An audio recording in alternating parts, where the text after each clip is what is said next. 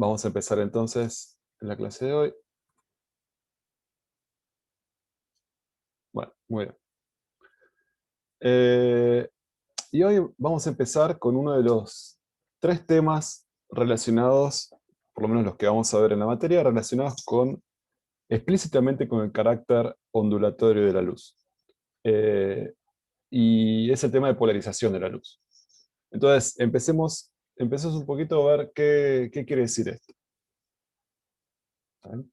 Entonces, para eso, esta filmina, ya sé que ya los debo estar cansados, pero deben estar cansados con esto, pero lo que pasa me parece que resume muchos de los aspectos que todo el tiempo están apareciendo. En particular, eh, lo que recuerda esta filmina es que la luz es una perturbación, una perturbación que se origina por una carga acelerada.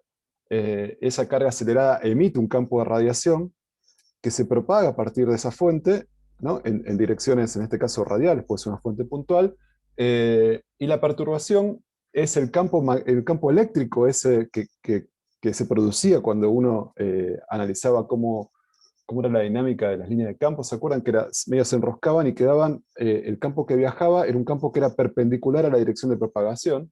Y entonces yo, lejos de la carga, en esta parte que está acá, vamos a considerar que ya estoy lejos, tengo campo eléctrico, que cuando saco una foto tiene este perfil, y a medida que pasa el tiempo ese perfil viaja sin deformarse. Entonces, esta es la expresión apropiada. Como vimos, esta parte de acá nos dedicamos gran parte de la última clase, para entender por qué esto servía para describir algo que se propaga sin deformarse.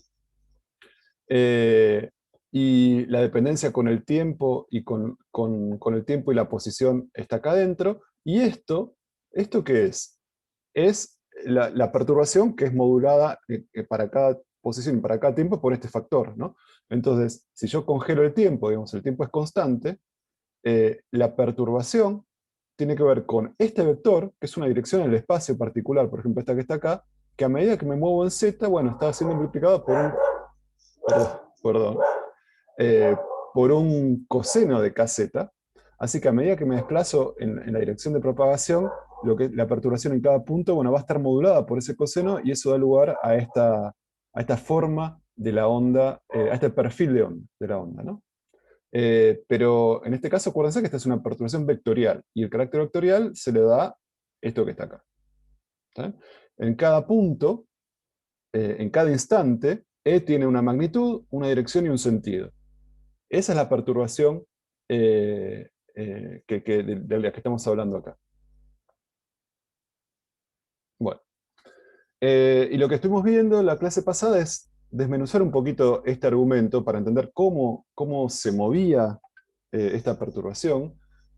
Hablamos de que el argumento del coseno, toda esta combinación lineal, se llama fase de la onda. Es un ángulo en radianes, ¿no? Y está compuesto por una parte de la fase que depende de la parte espacial, una parte de la fase que depende de la parte temporal, y una constante, ¿no? Y de hecho, habíamos visto también cómo juegan en una descripción matemática los factores que van adelante de las variables que interesan. ¿Se acuerdan que cuando k aumentaba, la oscilación era más rápida, ¿no? Porque yo, a medida que avanzaba en x, conseguía que el ángulo asociado a la parte de la fase que depende de la posición varíe más rápido. Si k es más grande, un pequeño variación de x es una gran variación en k por x. Eso hace que la frecuencia espacial sea alta. Entonces K me habla sobre eso, sobre la frecuencia espacial. Y W me habla sobre la frecuencia temporal. Fíjense, K, acuérdense que era 2pi sobre lambda, donde lambda era la longitud de onda, o sea, lo que tengo que recorrer para, partiendo de un punto, llegar a otro punto de la misma perturbación, ¿no? Lo que le hace directamente relacionado con el carácter periódico de la señal. Y fíjense que K tiene unidades de radianes sobre distancia, ¿está bien? W tiene unidades de radianes sobre tiempo, T grande. T grande es el periodo temporal, si yo estoy en un punto, ¿cuánto tengo que esperar para observar la misma perturbación? parado en un punto. ¿Tá? Y K es cuánto me tengo que desplazar, mejor dicho, T es esto, y lambda es cuánto me tengo que desplazar para volver a encontrar, como les decía antes, el sistema con la misma perturbación. Entonces, lo que está acá abajo, este es el periodo espacial, que también llamamos longitud de onda, este es el periodo temporal, llamado T, y las frecuencias es, digamos, cuántas vueltas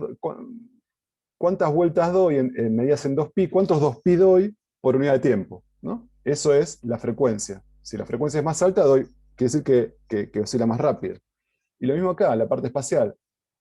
¿Cuánto cambia el ángulo medido en unidades de 2pi a medida que me desplazo por desplazamiento, ¿no? Eso es K, ¿no? Son análogos, ese es análogo, el análogo de esta parte temporal es esta parte espacial. Y en definitiva, habíamos escrito, simplemente reemplazando esto, se puede escribir también, lo pueden encontrar escrito de esta manera, ¿no? Donde explícitamente aparece la longitud de onda o el periodo espacial y el periodo temporal. ¿Saben? Esto es lo que vimos la vez pasada. Bueno, acá ¿no? Lambda, el desplazamiento en X que hace que la fase de la onda se incremente en 2pi, y por lo tanto estoy como la función es 2pi periódica, estoy con la misma perturbación, y T es el desplazamiento en el tiempo que hace que la fase de la onda también se incremente en 2pi. Así que nuevamente, como la función es 2pi periódica, eso significa que estoy encontrando la misma perturbación. Bueno, muy bien. Y claro, y el vínculo entre el dominio espacial y temporal lo da la velocidad de propagación, ¿no? ¿Se acuerdan que este omega venía en realidad de un K por B? Así que la velocidad de propagación de la onda queda definida como, por construcción, digamos, como W sobre K, ¿no? Eso es lo que me fija la relación entre los dos dominios, entre el dominio espacial y temporal, y en general una manera que se suele aparecer bastante en física es escribir esta relación, que se llama también, bueno, esta relación, que se llama también relación de dispersión, no lo vamos a hacer acá, de esta manera, ¿no? Donde en lugar de poner W pongo 2pi por la frecuencia, perdón, y en lugar de poner K, pongo 2pi por lambda y queda esta expresión. Entonces la velocidad de propagación es igual a la longitud de onda por la frecuencia. Esperen un segundito. Esperen un segundito.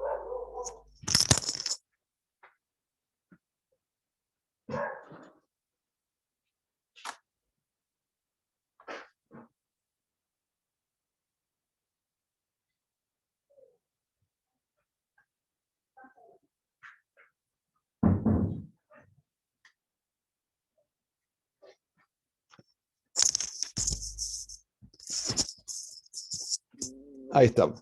Ahí estoy de vuelta. Bueno. Muy bien. Entonces, ¿me escuchan? Bueno. Sí. Entonces, prestemos atención entonces a lo que está puesto acá. Y ahora le voy a prestar atención al carácter vectorial de la perturbación, ¿no? Dado por quién es este vector. Porque lo que quiero decir cuando una perturbación armónica se propaga es esta que está acá. Fíjense que si este es el eje X, este es el eje Y, fíjense cómo están puestos X es positivo hacia arriba, Y es positivo en esta dirección. Y entonces, en este caso lo que estamos viendo es le saco una foto a una perturbación armónica del campo eléctrico donde el campo eléctrico está en la versión X-versor, ¿no? Eso quiere decir que las perturbaciones son estas que están acá, tienen dirección en X-versor, ¿está bien? Y a medida que me desplazo, esto es una foto, a t igual a 0, y fíjense que la fase inicial es 0, la fase, no pongo acá phi 0 porque es 0, fíjense que cuando z es 0 y t es 0, como en este caso, estoy en un máximo de coseno, eso es porque todo esto es 0, quiere decir que no tengo nada más acá, no hay fase inicial es 0. Entonces tengo esta situación, ¿no? Y a medida que me voy avanzando en Z, viendo este perfil a t igual a 0, bueno, tengo el coseno acá que va cambiando, va haciéndose cada vez más chico, sale del valor máximo, va cambiando, llega a 0, ¿está bien? Llega a 0 en un Z dado, toma después el valor mínimo, cuando todo esto es igual a pi, cuando todo esto es igual a pi, que fíjense que para eso ocurra Z, tiene que ser lambda sobre 2, ¿no? Para que todo esto sea igual a pi, Z es lambda sobre 2. Así que Z acá es lambda sobre 2, acá vuelve a ser 0. Eso ocurre cuando esto, acuérdense, el coseno se hace 0 cuando esto es más o menos pi sobre 2. ¿Está bien? Y nuevamente llega al máximo cuando Z es lambda, ¿no? Cuando Z es lambda, fíjense que acá me queda lambda sobre lambda, me quedan 2pi, coseno 2pi, vuelvo a tener, di una vuelta, el angulito dio una vuelta, ¿no? Empezó con fase 0 acá, y acá consiguió la fase 2pi. ¿Está bien? Es sencillo. Entonces, la distancia entre este plano y este plano no es cualquiera, sino que es lambda, ¿no? Es la longitud de onda, ¿no? Y por eso vemos que el perfil le entra una oscilación completa, ¿no? Pero porque estoy viendo la perturbación acá.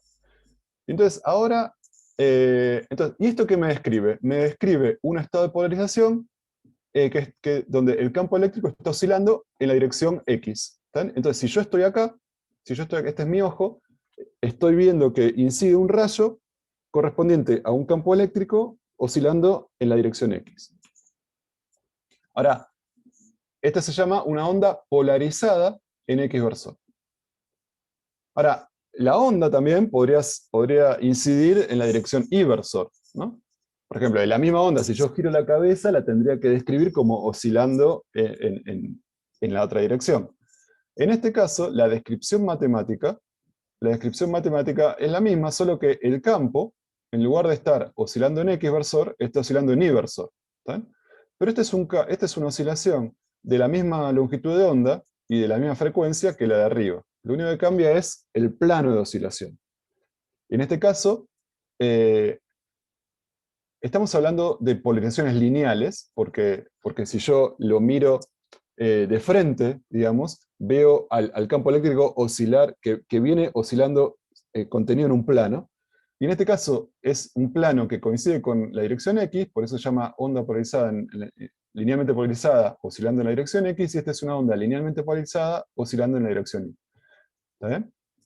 Fíjense que, bueno, estamos por ahora, ¿están conmigo?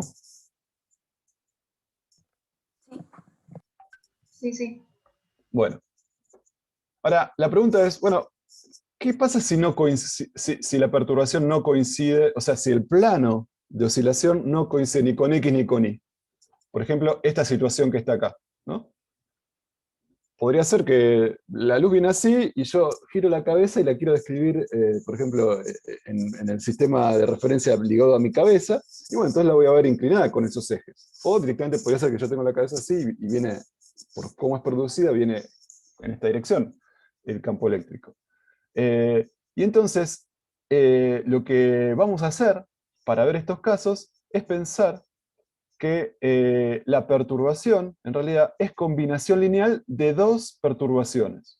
Una que oscila en el eje X y otra que oscila en el eje Y, ¿no? Por ejemplo, fíjense, la perturbación total que está oscilando en este plano, la puedo pensar como una oscilación que oscila en el eje X, que es esta que está acá, superpuesta a una oscilación que oscila en el eje Y, que es esta que está acá.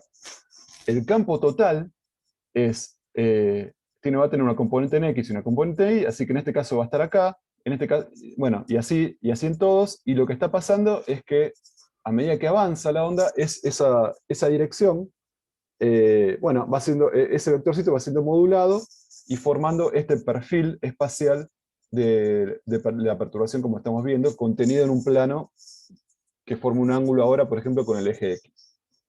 ¿Bien? Pero lo importante que quiero que vaya quedando es que un estado de polarización así un poquito más general lo podemos obtener como combinación lineal de algo que oscila en X, linealmente polarizado si quieren en X, y algo que oscila en Y. ¿Está bien? ¿Está bien? Sí. Bueno.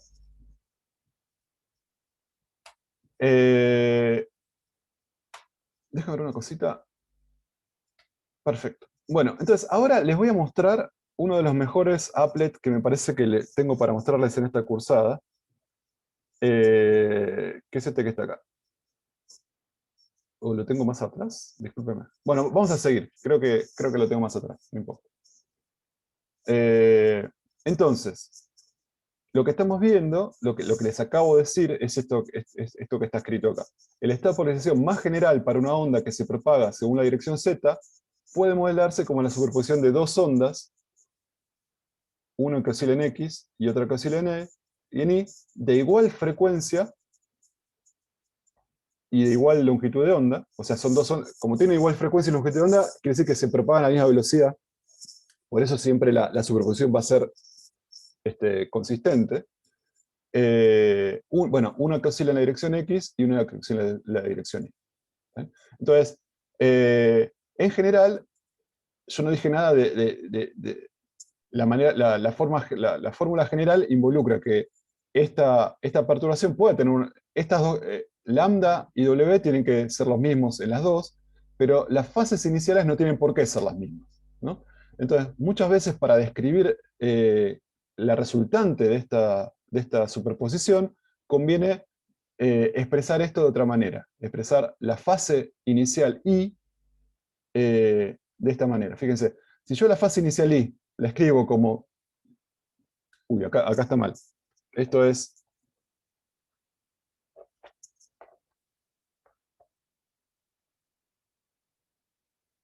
Ahí está.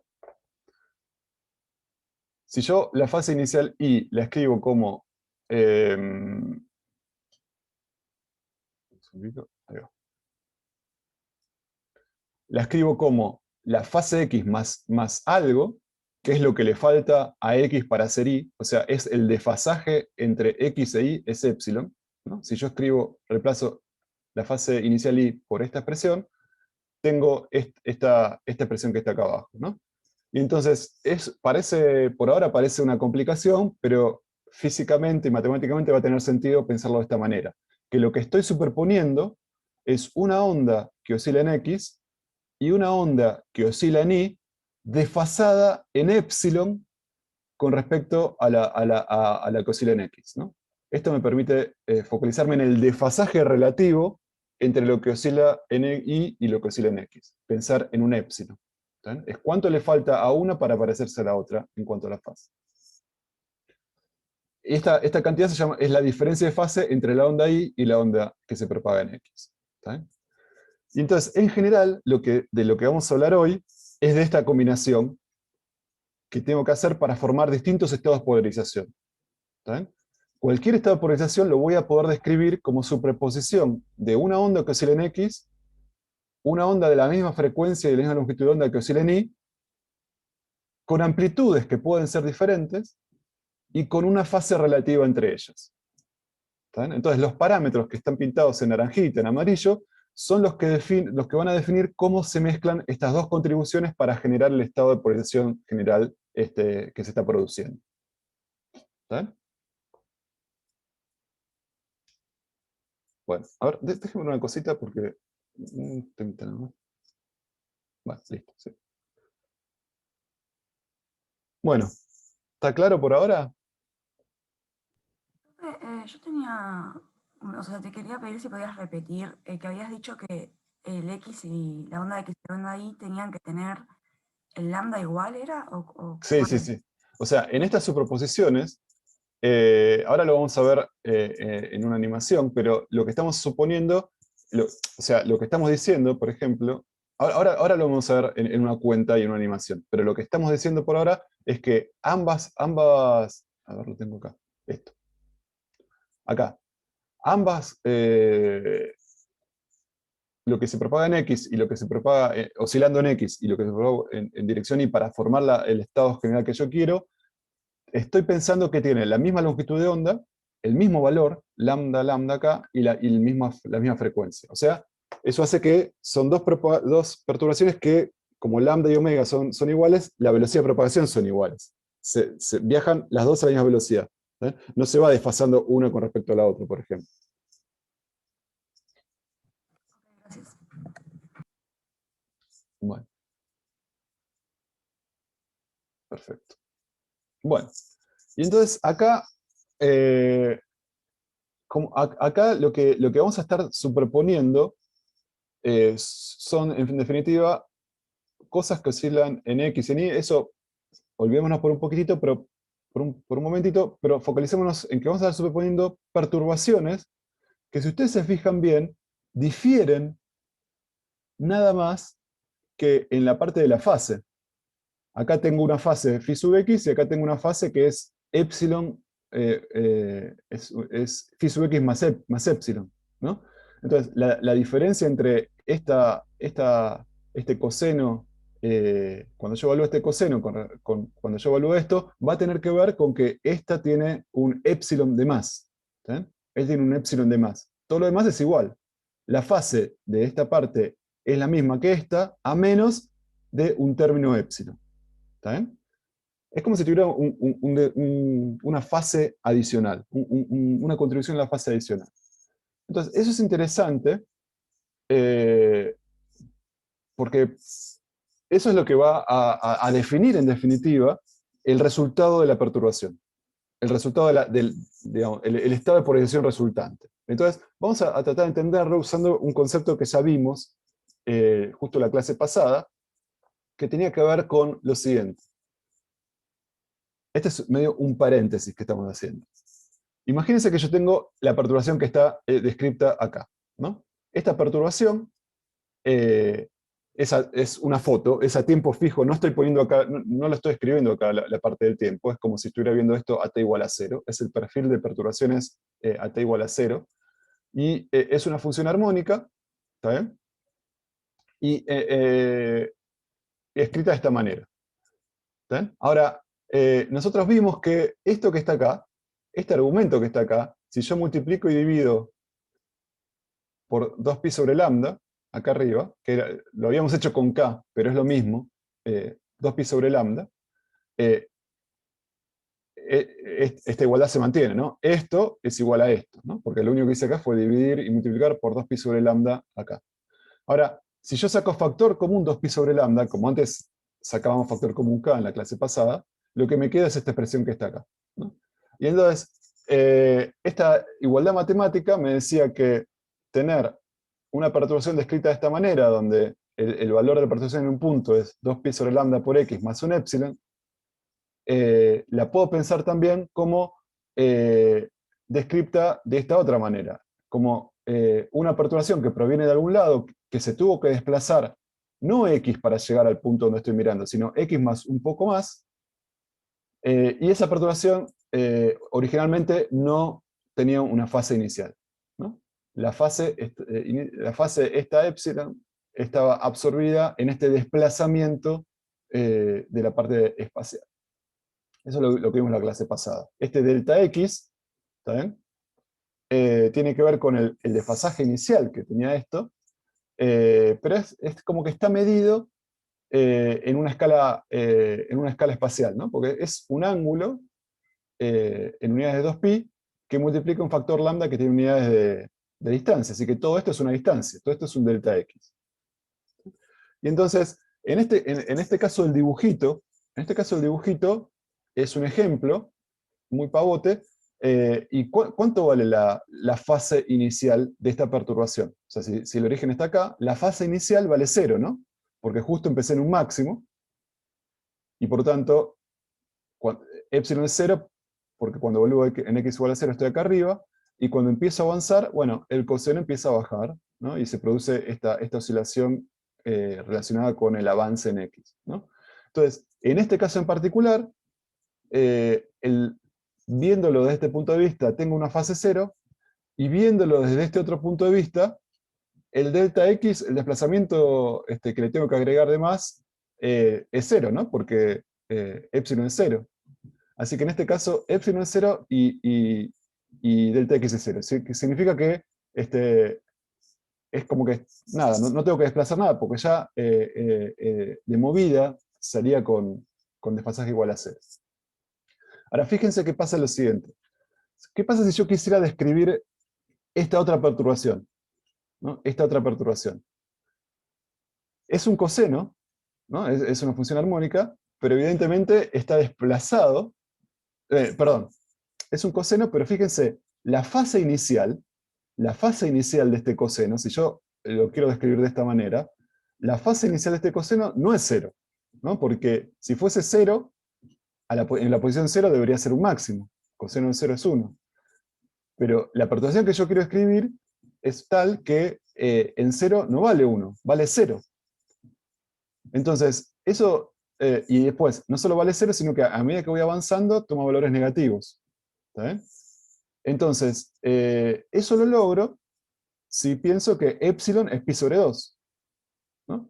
Porque cuando, en este caso, si epsilon fuese pi sobre 2, en 0 me queda coseno de pi sobre 2, que es 0, y a medida que x empieza a avanzar, bueno, el coseno va tomando valores más grandes que pi sobre 2, pero valores más grandes, el de que pi sobre 2 hacen que sea negativo, ¿no? Y entonces para distintos x empieza a tener valores negativos hasta que llega un punto, este que está acá, que llegué a sumar pi, y por lo tanto es menos 1, y así, etcétera, y así sucesivamente, ¿no? Entonces, esta perturbación tiene una fase inicial pi sobre 2. Ahora también, fíjense lo siguiente, que pensar eso es como pensar, desde este punto de vista, que es una perturbación de algo que proviene de un punto de donde fue emitido sin fase inicial, pero ese punto está desplazado con respecto al punto de referencia, que era este, donde delta x igual a 0, en una cantidad.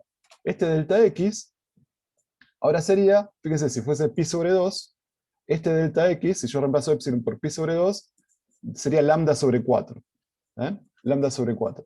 Entonces, por ejemplo, si yo quiero saber, eh, ¿qué quiere decir? Que en lugar de la perturbación, la puedo pensar como que fue emitida de una condición de fase inicial igual a 0, pero desde un punto donde el recorrido que yo tengo que hacer para llegar al mismo x que llegaba acá arriba, por ejemplo, concentrémonos en este x. Yo para llegar al punto rojo, en lugar, en la descripción de acá abajo, donde la fase inicial era pi sobre 2, puedo pensar que esta es la misma la perturbación originada un poquito más atrás, de tal manera que cuando yo lo evalúo en un dado X, ahora tengo que recorrer lo que antes lo conseguía a un dado X, ahora lo consigo cuando recorro la perturbación esta distancia más lambda sobre 4. Es como que yo corrí todo, pum, entonces en este punto que está acá, la perturbación descrita de esta manera es la que tengo cuando evalúo el argumento, de tal manera que esto es 2pi sobre lambda, x más, y acá me queda lambda sobre 4. ¿Está bien? Así que en el punto donde en el x, que antes tenía un máximo, como ahora le tengo que sumar un lambda sobre 4, ahora tengo un mínimo nuevamente acá. Y así con todos los puntos. Entonces, es como que yo agarré la perturbación de arriba y la desplacé hacia la izquierda una cantidad que es lambda sobre 4. ¿Está? Y fíjense que efectivamente el punto donde antes era máximo, ahora lo encuentro acá, desplacé la de arriba en esta distancia, digamos, y esta distancia es lambda sobre 4. ¿Por qué? Porque la distancia entre este punto y este punto es lambda. Entre este punto y este punto es lambda sobre 2, y la mitad de eso es lambda sobre 4. Así que la distancia del máximo a este punto o a este punto acá atrás es lambda sobre 4. Fíjense que yo lo que hice fue agarrar la curva de arriba y moverla hacia la izquierda en lambda sobre 4. ¿Está bien? Entonces, es como, si quieren, es una manera de... cuando ustedes se convencen de esto, de que un desfasaje en realidad lo puedo pensar como que tengo la curva de referencia desplazada en esta, o sea que el nuevo perfil es ahora como el perfil que tenía antes, pero desplazado en una cantidad delta X, eso me da muy rápida visualizar cómo queda el campo de perturbaciones, ¿no? Dónde tengo los máximos, dónde tengo los mínimos, en la condición donde epsilon es distinto de 0. Ahora, esto, una situación más general, bueno, y lo que también tenemos es que cuando el desplazamiento, obviamente si yo tengo x más delta x, si delta x es positivo, esto significa que desplacé la curva hacia la izquierda, y para delta x negativos, eso involucra, o sea, que vienen de épsilos negativos, esto involucra un perfil donde la curva de referencia es como si la desplacé hacia la derecha. Bueno, y esto es en general, ¿no? Por ejemplo, si el desfasaje inicial de la perturbación, yo quiero escribir una perturbación con una fase inicial pi, eso significa que es esta perturbación, inicialmente en x igual a 0 vale menos 1, y eso, fíjense que eso corresponde a un delta x de lambda sobre 2. Un delta x de lambda sobre 2, cuando epsilon es pi, el delta x es lambda sobre 2. Y entonces, este perfil, fíjense que es equivalente a desplazar el perfil de referencia en lambda sobre 2 hacia la izquierda, ¿no? Entonces, fíjense que este máximo, que antes estaba acá, lo llevo acá. ¿Está bien? Y la distancia que lo moví es la distancia que en el diagramita original iba desde un máximo hasta el mínimo. Y esa distancia es lambda sobre 2 justamente, ¿no? Entonces yo moviendo el máximo esa distancia, o sea, llevándolo de acá a acá, consigo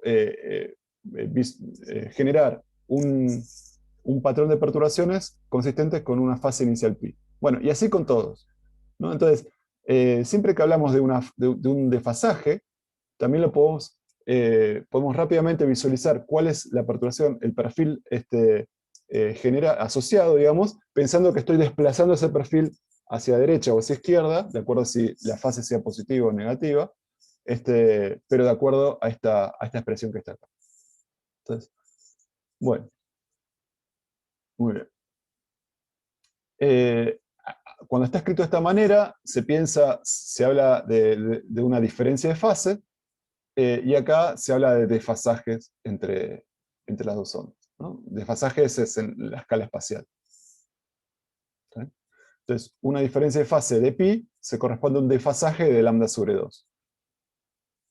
Una diferencia de fase de 0 es 0 desfasaje. Una diferencia de fase de 2pi es un desfasaje de lambda, ¿no? En realidad moví toda la curva lambda, pero como es lambda periódico, todos los picos vuelven a coincidir con el siguiente pico y el perfil queda idéntico, ¿no? Pero hubo un desplazamiento neto de lambda.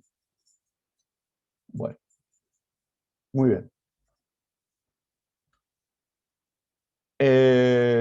Ahora sí, veamos, tratemos de bajar a tierra lo último que estamos viendo. Entonces, lo que estamos viendo habíamos dicho que íbamos a ver, nos iba a interesar, para describir un estado de polarización general, eh, combinaciones de cosas que estaban oscilando en X y oscilando en Y, pueden ser con iguales frecuencias y con iguales longitudes de onda, pero pueden ser con distintas amplitudes y distintas fases iniciales. Y cuando hablo de distintas fases iniciales, me refiero explícitamente a epsilon, ¿no? A lo que le falta a I, a la fase inicial que tenía I para igualar a la fase inicial que tenía X. Entonces acá directamente pongo epsilon dando cuenta de eso, de la diferencia de fase inicial entre las dos, ¿no? Entonces, les voy a mostrar el applet que me parece que está muy bueno, que es este que está acá, ¿no? Permítame mostrárselo. Bueno, entonces, fíjense, pueden hacer muchas cosas con esto, en esta parte que está acá, en la parte de input-output, pueden jugar para cambiar cuánto vale la amplitud en X, cuánto vale la amplitud en Y. Acá la puse en 0, ¿está bien? La amplitud Y está en 0, así que solamente tengo algo oscilando en X. Y esto es la diferencia de fase inicial entre lo que oscila en Y y lo que oscila en X, que está puesta en cero también. Está puesta en cero. Igual acá no importa porque estoy poniendo amplitud de Y igual a C. También algo que es súper interesante, bueno, entonces, una vez que tienen esto, acá pueden cambiar también los valores de permitividad eléctrica y magnética. ¿Se acuerdan que esto daba, la velocidad de luz tenía que ver con 1 sobre la raíz cuadrada de estas cosas? Entonces, cambiando estos valores, uno podía, estos valores son qué tanto más grande el factor con el que tengo que multiplicar la permitividad con respecto a la permitividad del vacío, la permitividad eléctrica, la permitividad magnética, y con eso están cambiando la velocidad de propagación, simplemente. Y bueno, entonces acá les permite especificar la frecuencia y con estos valores la velocidad de propagación, y con eso queda fijo lambda. ¿Está bien? Y en el gráfico ustedes pueden, fíjense que, acá, pueden cambiar la distancia que está mostrando en unidades de lambda. Entonces pueden poner, bueno, yo quiero ver que me entre 2,5 lambdas, y entonces acá entran 1 lambda, 2 lambda y medio lambda más. Esa es la distancia que ven acá. ¿Está bien? Bueno, y algo también interesante, bueno, entonces, una vez que tienen esto, acá les muestra cómo se propaga la onda. O sea, les permite ver la peliculita. ¿Está bien? No solamente congelar el tiempo y ver el perfil, sino es cómo cambia ese perfil con el tiempo. O sea, ver la peliculita. ¿Está bien? Y algo interesante es que les permite ver también cómo está el campo eléctrico en 2 puntos fijos, en 2 planos fijos que ustedes eligen. El plano A, que es este que está acá, y el plano B. Y el punto que ustedes ven oscilando acá, ¿está bien?, es cómo es el campo en función del tiempo en un z fijo. En un z que en esta situación está a 2,5 lambda del origen. ¿Está bien? Pero, y también pueden ver, si ponen acá este phase planes, lo que ven es justamente la oscilación del campo en el plano A y en el plano B. ¿Está bien? Bueno, voy a cortar la animación. Y además lo que pueden hacer es mover dónde está el plano B, por ejemplo, el plano A. Con estas cositas acá pueden mover esto. Fíjense que entonces ahora corté el tiempo es fijo, y estoy viendo cómo va cambiando el, el campo local. Fíjense que acá también veo ese cambio, pero cómo veo el campo local, cómo cambia la amplitud del campo local a medida que me voy parando en distintos zetas. ¿Ven? A medida que me voy parando en distintos zetas. Está buenísimo, está muy bien pensado. Eh, y sobre todo, también lo que quería hacer ahora es ver esta combinación en particular. Algo que oscila en X y algo que oscila en Y también, desfasado con respecto a lo que oscila en X. Entonces, vamos a dar la amplitud a algo que oscila en Y también. ¿Está bien? Por ejemplo, así. Y entonces acá abajo ustedes pueden elegir. Ahora estoy solamente mostrando lo que oscila en X y lo que oscila en Y, que es esto que está acá. ¿Está bien? Y la superposición es esta. ¿Está bien? Entonces, esta es una foto. Yo ahora voy a poner el campo total, que es este que está acá, y para que se vea le voy a sacar las contribuciones. Y ven que la suma de estas dos da como resultado algo que oscila, está contenido en un plano, que en este caso, como las amplitudes son iguales, está formado 45 grados del eje X. ¿Está bien? Que son producto de que en cada punto del espacio yo sumo la contribución en X y la contribución en Y y obtengo este vectorcito. Y así con todos, ¿no? En particular, sobre el plano, vamos a ver los planos, me voy a mover el plano B.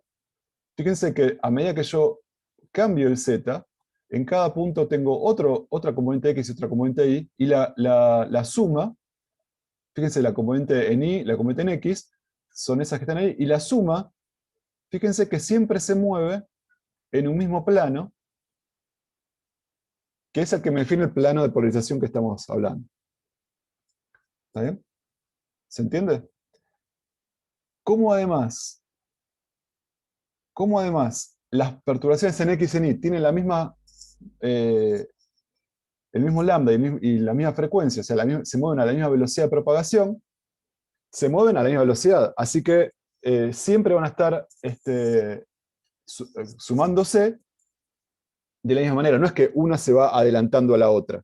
¿Está bien? Por eso es importante para todo lo que estamos viendo pensar que las dos perturbaciones tienen la misma velocidad de propagación, con la misma frecuencia y la misma longitud de onda, ¿no? Para que este estado de polarización se mantenga en el tiempo. ¿Estamos bien por ahora? Sí. Sí, perfecto. Bueno, es buenísimo esto. Esto les recomiendo que lo miren y le hagan las preguntas que ustedes quieran. Vamos a ver otra cosa. Fíjense, ¿a ustedes qué les parece que pasaría si yo cambio? Ahora las dos amplitudes son iguales. ¿Qué pasa si ahí, bueno, le estoy mostrando acá. Bueno, pero no importa. Si y es la mitad de x, si y es la mitad de x, ¿está bien? Si es la mitad de x, fíjense que lo que tienen, lo vamos a ver, voy a poner estos planos, es que ahora,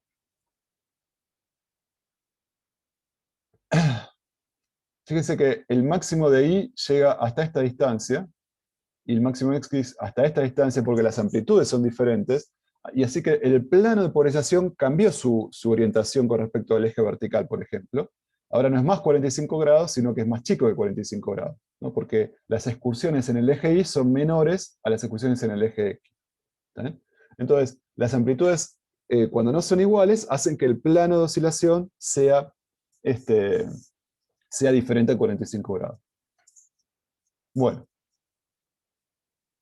vamos a seguir con este applet, pero por ahora dejémoslo acá. ¿Alguna pregunta de esto?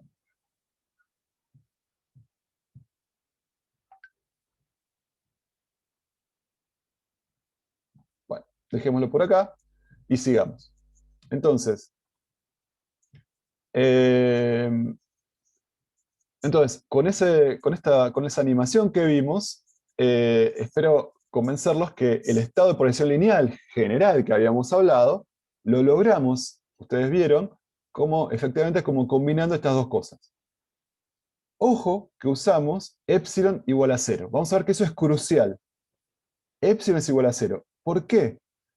¿Alguien me puede decir, que me haría muy feliz, en estas diagramitas, cómo se dan cuenta que el desfasaje entre las dos oscilaciones, en lo que oscila X y lo que oscila Y, es 0? O sea que estamos en una ecuación de epsilon igual a 0. ¿Alguien me lo podría decir? Tómense un segundito. Se ven los planos que las dos ondas como que tienen el punto en el mismo lugar. No, eso, ¿cómo sería? No. A ver, afilé un poquito Claro, como que están sincronizadas en el punto que tienen el máximo y el mínimo, Eso, ¿no? eso. Eso es clave. Las dos perturbaciones llegan al máximo al mismo momento, y bueno, como tienen la misma frecuencia, también llegan al mínimo en el mismo momento y pasan por cero al mismo momento. ¿Está bien? Todos se dan cuenta de eso. Las dos llegan al máximo al mismo momento y al mínimo el mismo momento, ¿no? Las dos pasan por eso. ¿Y eso qué es? Eso ocurre cuando el desfasaje es cero, ¿no? Es como que tengo esta y le sumo otra con una fase idéntica, igual a cero, y las dos. Entonces, para un dado tiempo, supongamos, veamos la parte espacial, para un dado tiempo, las dos pasan por los máximos en los mismos puntos y por los mínimos en los mismos puntos. ¿Tá? Eso es lo que estamos viendo acá también. Si congelamos el tiempo, y congelo el tiempo y muevo el plano A, el de arriba se va a mover, estoy cambiando dónde estoy mirando. Fíjense que a medida que estoy mirando, en los mismos zetas, uno llega al máximo y la otra llega también al máximo, uno llega al mínimo y la otra también llega al mínimo, etcétera, etcétera. ¿Está bien? Tanto cuando muevo el plano, estoy congelando el tiempo y viendo qué pasa con X. Cuando miro la peliculita a un Z fijo, estoy congelando el espacio y viendo qué pasa con T. En los dos casos, me estoy dando cuenta que los máximos se producen simultáneamente para ambas perturbaciones. Y eso es clave para entender por qué acá se dibuja una línea recta, o sea, por qué queda en un estado de posición lineal la superposición de los dos. Entonces, el hecho de que el desfasaje sea cero es súper importante para entender por qué la superposición de estos dos estados queda lineal. ¿Está? Fíjense, vamos a adelantarnos un poquito, voy a hacer una maldad, y fíjense qué pasa cuando esto es distinto de cero.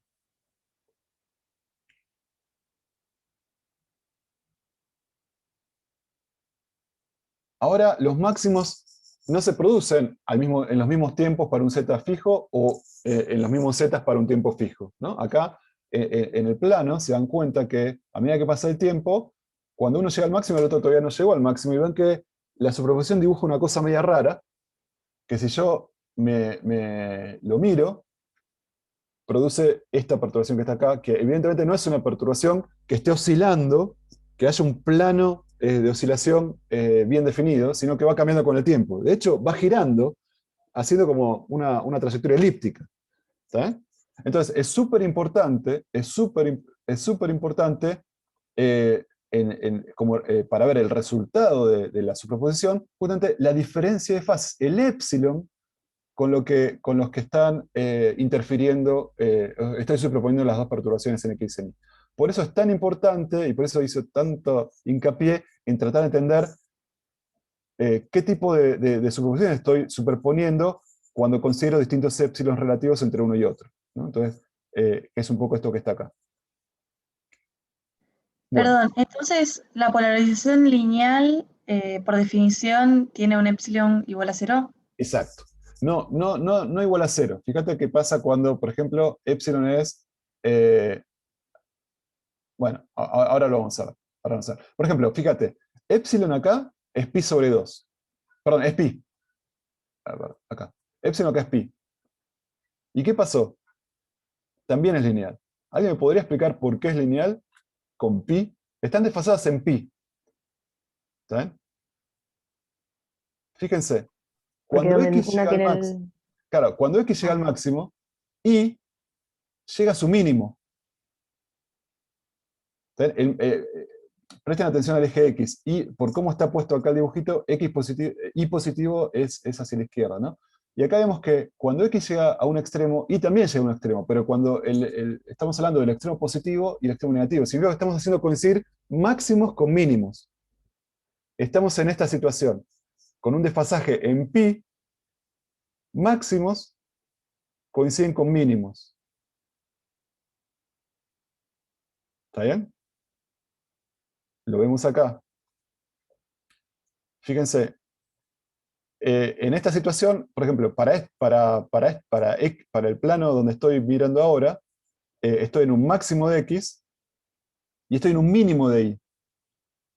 ¿Está? Porque Y crece para este lado. Estoy en el -1 de Y. Lo voy a sacar esto. Y entonces, bueno, me da esta situación. Ahora, ¿qué pasa? A medida que voy avanzando, fíjense acá arriba, voy viendo las oscilaciones en X y en Y, las dos llegan igual a 0, y ahora, si evalúo en otro Z, Z, Z, en esta situación llegué a una situación donde X es mínimo e Y es máximo. ¿Está bien? Entonces, ahora, en lugar de estar oscilando en este cuadrante, en estos dos cuadrantes, estoy que era lo que tenía cuando máximos coincidían con máximos y mínimos con mínimos, cuando el desfasaje es pi, tengo también una posición lineal, pero que involucra a estos dos oscilaciones en estos dos cuadrantes. ¿Se entiende? Entonces Sí. vamos a ver eso, si lo podemos ver en la cuenta, ¿no? Entonces, acá. Vamos a ver eso en la cuenta. Entonces, empecemos primero con la situación de vuelta, posición lineal. ¿no? Y vamos a empezar con el desfasaje entre y x igual a 0. Entonces estoy superponiendo estas dos cosas. Acuérdense que desfasaje igual a 0 significa que desplazamientos máximos en una dirección se coinciden con desplazamientos máximos en otra, ¿no? Y pasan por 0 igual porque la frecuencia es la misma, así que si están en un momento están al tiempo máximo, si en un momento los dos están al máximo, los dos van a pasar por 0 al mismo tiempo, porque la frecuencia de oscilación es la misma. Y si dejo pasar medio periodo más, los dos van a llegar al mínimo simultáneamente también. Entonces, esa es la situación que tengo descrita de esta manera. El desfasaje es 0, así que exactamente la fase de lo que oscila en Y coincide exactamente con la fase para todo Z y para todo T de lo que oscila en X. Y entonces, acá yo puedo, como esto es exactamente lo mismo que esto, lo puedo sacar factor común, y cuando lo saco factor común, toda la parte, la dependencia espacial y temporal está metida acá. Y acá me queda, ¿qué me queda? Me queda una superposición de un vectorcito que está en X y un vectorcito que está en Y, que me da un vectorcito en un plano diferente a X e Y en general, pero es constante en el tiempo. No va a cambiar. Entonces quiere decir que voy a tener una dirección y va a estar modulada en el espacio y en el tiempo por esta parte que está acá. Así que la perturbación va a ser desplazarme, a medida que me desplazo en Z o en T, va a tener el efecto de modular el vectorcito este, que es constante, pero es una dirección constante. Entonces voy a conseguir en realidad una perturbación que se mueva polarizada en un plano. Por eso, epsilon igual a 0 se corresponde con un estado de polarización lineal general. ¿Sí? Y es general porque el plano de polarización, va a depender de, es general porque el plano de polarización va a depender de la diferencia de amplitudes, ¿no? Fíjense que acá usé otros ejes de coordenadas que no son los del applet. El y positivo está acá, el x positivo está acá, pero es lo mismo. Pero ustedes pueden ver que los dos llegan a la amplitud máxima al mismo tiempo, digamos. Por lo tanto, la superposición está acá, y los dos pasan por 0 al mismo tiempo, y los dos van al mínimo al mismo tiempo. Así que se mueve a lo largo de esta dirección, que es lo mismo que pensar que tengo esta dirección, esta dirección, y la estoy modulando, esta suma de amplitud, perdón, esta es la amplitud máxima en X, la amplitud máxima en Y, estoy acá, y después lo único que hago es modularlo para construirme la perturbación en cualquier Z y en cualquier T. El ángulo que forma con el eje X tiene que ver con ¿qué? Bueno, la tangente de ese ángulo tiene que ser E0 sobre la amplitud en Y sobre la amplitud en X, ¿no? Entonces, cambiando las amplitudes si las amplitudes son iguales, me va a dar un θ de 45 grados, pero si no son iguales, el arco tangente de ese cociente me va a decir, bueno, cómo es la inclinación del plano de oscilación, del plano de polarización. Bueno, y lo que también vimos es que cuando epsilon era pi, perdón, entonces vemos que cuando epsilon era 0, teníamos esto, ¿no? Pero epsilon en realidad no tiene que ser 0. Puede ser, ¿qué pasaría si fuese 2pi? Si fuese 2pi, yo estaría superponiendo algo que está oscilando en X con algo que está oscilando en Y desfasado 2pi con respecto a X, pero un desfasaje de 2pi es como un desplazamiento en lambda, ¿no? Entonces, y como es lambda periódica la función, vuelvo a tener los picos donde los tenía antes, así que sigo superponiendo máximos con máximos y mínimos con mínimos, porque desplacé lo que oscila en Y una longitud de onda entera. ¿Está bien?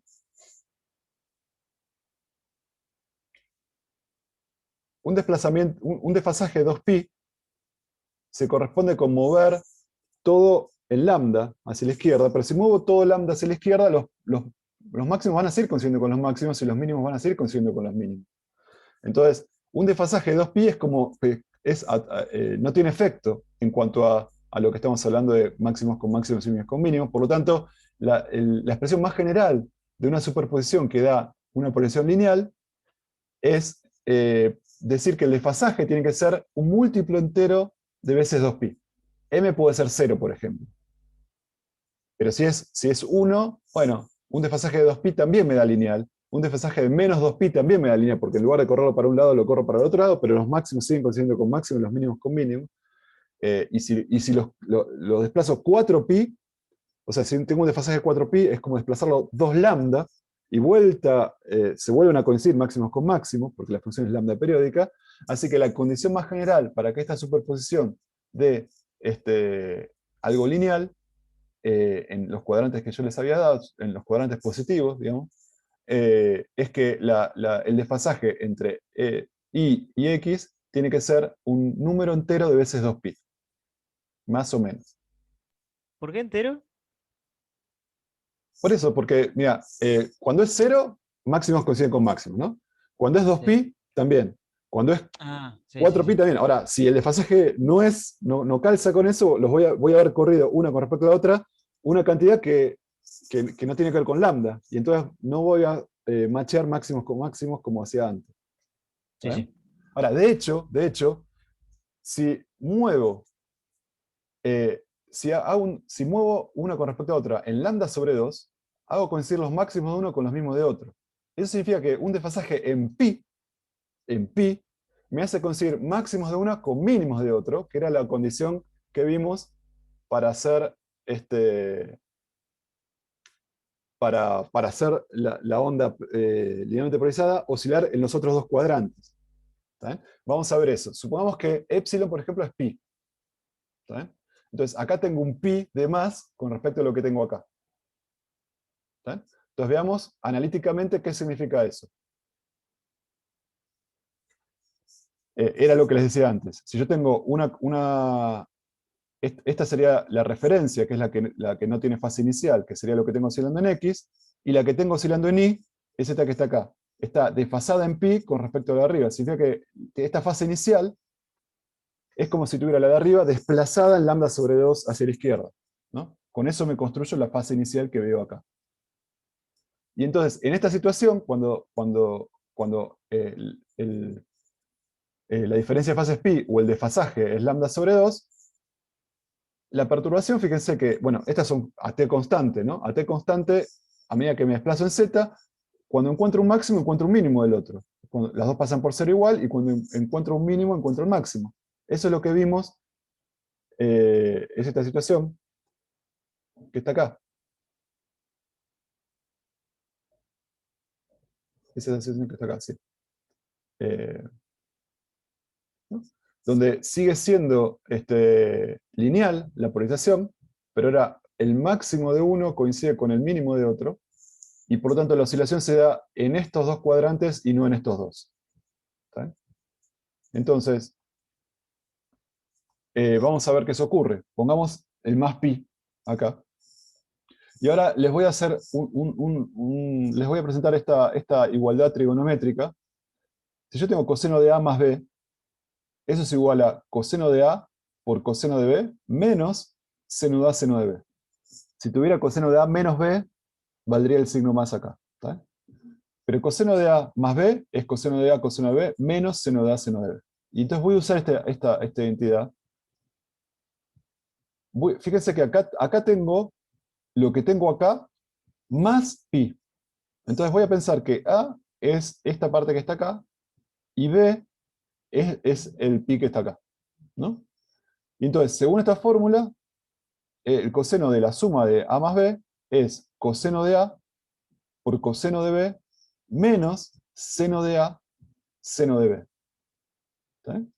Entonces, esta expresión es esta que está acá, que en principio parecía más complicado, pero como tengo que evaluar en pi, como lo que estoy agregando es pi, se vuelve muy fácil, porque coseno de pi es menos 1, y seno de pi es 0. Así que toda esta parte que está acá, que es la que tengo acá arriba, es igual a menos coseno de este argumento, que es exactamente el que tengo acá.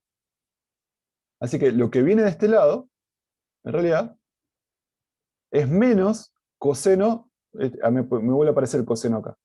Lo saco factor común, toda esa parte, y ahora nuevamente, fíjense que me quedó la dependencia con z y con t acá, factorizada, y acá me quedó esta combinación de un vectorcito en x versor y otro en y versor, que dará algo, pero fíjense que antes la combinación era más, y ahora la combinación es menos.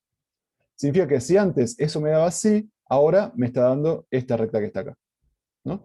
porque el máximo en X versor, un desplazamiento máximo en X versor, va a coincidir con el mínimo en Y versor.